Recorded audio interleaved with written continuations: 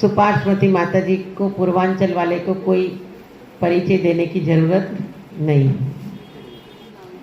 उनके नाम से हम सब कुछ करते हैं।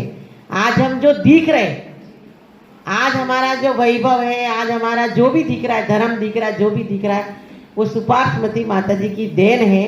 पर सुपार्श्वती माता जी का आपके ऊपर बहुत बड़ा एक एहसान है और उपकार है कि आप उनके उपकारों को भूल नहीं सकते।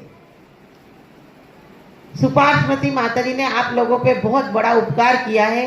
आज सुपार्श्वती माता जी ने हमको दीक्षा दी और दीक्षा देने के समय जो जो उन्होंने हमको मार्गदर्शन दिया था, जो जो हमको उपदेश दिया था, उसका परिपालन हम लोग कर रहे हैं और यही कोशिश करते हैं कि माता जी का उपदेश का परिपालन हम 100% करें। और यही कर रहे, जो शास्त्रों के विरोध है वो बात हम कभी नहीं करते हैं, नहीं करेंगे। और माता जी ने जो जो बोला, माता जी ने बोला था हमको, जब हमने दीक्षा का नारियल रखा तो माता जी ने बोला था एक स्त्री की रक्षा स्त्री कर सकती है।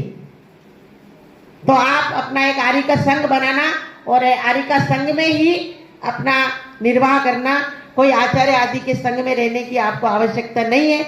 इसलिए हम लोग आज आर्य का संघ बना करके हमारे गुरु माता की आज्ञा का पालन कर रहे हैं। शास्त्रों में वर्णन आता है कि घर घर में गृह चैत्यालय होना चाहिए और माता जी ने अपने जीवन में बहुत सारे, आज वो क्या कौशल्य बाई बोल रही थी, हमारे पिताजी काका जी ने गृह चैत्यालय बनाया। माता जी ने बहुत सारे लोगों के घर में गृह चैत्यालय बना करके लोगों के उपकार किया कि नित्य देव दर्शन करके भगवान की भक्ति आदि करके अपने जीवन को कृतार्थ करे।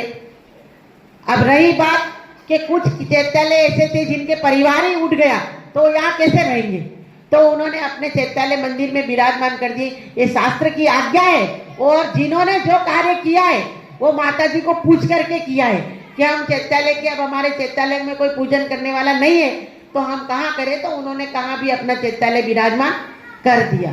आप लोग मन से कभी भी ये विचार मत करना कि गणिनी आर्य का सुपार्श्वती माता जी हमारे बीच में नहीं है, पर उनके सिद्धांत आज तक हमारे साथ जीवित है और उन सिद्धांतों का परिपालन हम अंतिम प्राण निकलते तक भी करेंगे। और आप लोगों को भी उनका उपकार कभी भी विस्मरण नहीं करना है, उनके उपकारों को साजिश रखना है। और अपने उपकारी का उपकार अपन नहीं भूलते हैं तो क्या कहलाते हैं, कृतज्ञ कहलाते हैं। तो इससे सुपार्श्वती माता जी ने हम लोगों को दीक्षा दी है।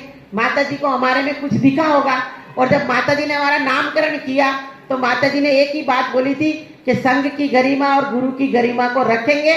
तो हमारा परम कर्तव्य बनता है कि माता जी ने हमारा नाम जिस तरह से रखा है, जिस तरह उन्होंने आशीर्वाद दिया है, उस आशीर्वाद का हमको प्रतिशत पालन करना ये हमारा परम कर्तव्य है और उस कर्तव्य को हम अंतिम प्राण तक पालन करेंगे। ये हमारा प्राण है कि हमारे प्राण भी चले जाए तो भी हम उनकी आज्ञा का उल्लंघन करने का मन में विचार भी नहीं करेंगे। सुपार्श्वती माता जी का आप और हम सब पर बहुत बड़ा उपकार है। हमको पीछी कमंडल आदि दे करके, दीक्षा दे करके, संयम का उपकरण दे करके हमारा उपकार किया है। हम तो आज के दिन माता जी हमारे बीच में नहीं है, पर उनके चरण, आज सबको लग रहा था कि माता जी के चरणों का अभिषेक क्यों हुआ। हम किसी भी व्यक्ति के चरणों का अभिषेक क्यों करते हैं, उनके आचरण को प्राप्त करने के लिए चरणों का अभिषेक क्यों किया जाता है कि उनके जैसा आचरण भी हमारे जीवन में आए।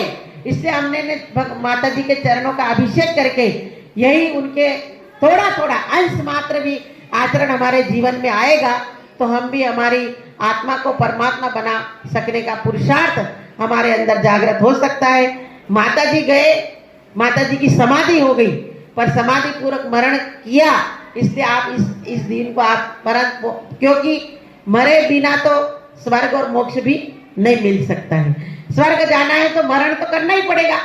तो माता जी हमारे आज हमारे बीच में नहीं रहे, पर उनके तप और त्याग की पराकाष्ठा तक उन्होंने स्वर्ग सुख को पाया ही होगा और वो परंपरा से मुक्ति सुख को भी अवश्य पाएंगे।